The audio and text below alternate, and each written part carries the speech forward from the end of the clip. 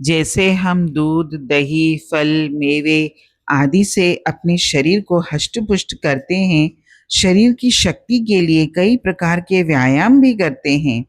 साहित्य, संगीत, चित्रकारी और मनोरंजन के ढेरों साधन करके अपने मन को भी प्रसन्न करने का प्रयास करते हैं, लेकिन हम अपनी आत्मा के प्रति बिल्कुल ध्यान नहीं देते और इसी कारण से हमारी आत्मा दिन प्रतिदिन निर्बल होती जा रही है।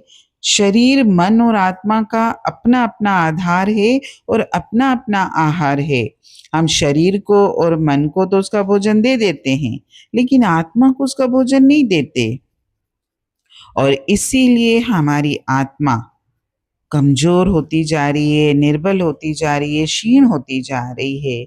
क्योंकि जब तक हम अपने जीवन के सारे पहलुओं का विकास नहीं करेंगे, तब तक हम पूर्ण मनुष्य बन भी नहीं सकते। आत्मा को उसके भोजन से वंचित रखना अपने आप में ही बहुत बड़ा अन्याय है, जो हम करते हैं। क्योंकि हमको अपने शारीरिक और मानसिक सुखों के प्रति तो हमारा बहुत ध्यान जाता है और हम शायद हम सभी लोग अपने-अपने जीवन में जीवन भर यही कर रहे हैं कि अपने शारीरिक और मानसिक सुखों के जितने साधन बटोर सकता हूँ, मैं करता हूँ, इकट्ठा करता हूँ ताकि मेरा पूरा जीवन बहुत अच्छे से बीते। लेकिन हमने अपनी आत्मा के सुख की ओर ध्यान ही नहीं दिया, क्योंकि मेरे को आत्मिक सुख भी चाहिए, केवल मुझे शारीरिक और मानसिक सुख नहीं चाहिए, मुझे आत्मिक सुख भी चाहिए। क्योंकि जब तक हम आत्मिक सुख प्राप्त नहीं करेंगे, तब तक हमें कभी सच्ची शांति प्राप्त नहीं होगी।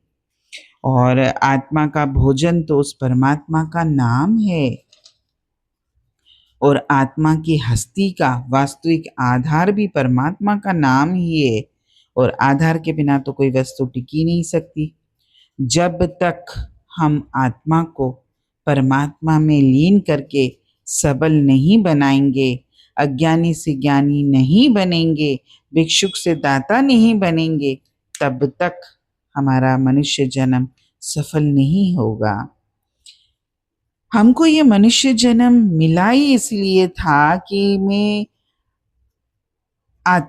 अपनी आत्मा का परमात्मा से मिलाप करूं और इस आवागमन के चक्कर से मुझे मुक्ति मिल जाए। लेकिन मैंने इस संसार में आकर भी अपने शारीरिक और मानसिक सुखों की तरफ ही ध्यान दिया और उन्हीं की तलाश में मैं दर-बदर भटकता रहा और ऐसे ही मैंने अपना अनमोल मनुष्य जन्म व्यर्थ गँवा दिया।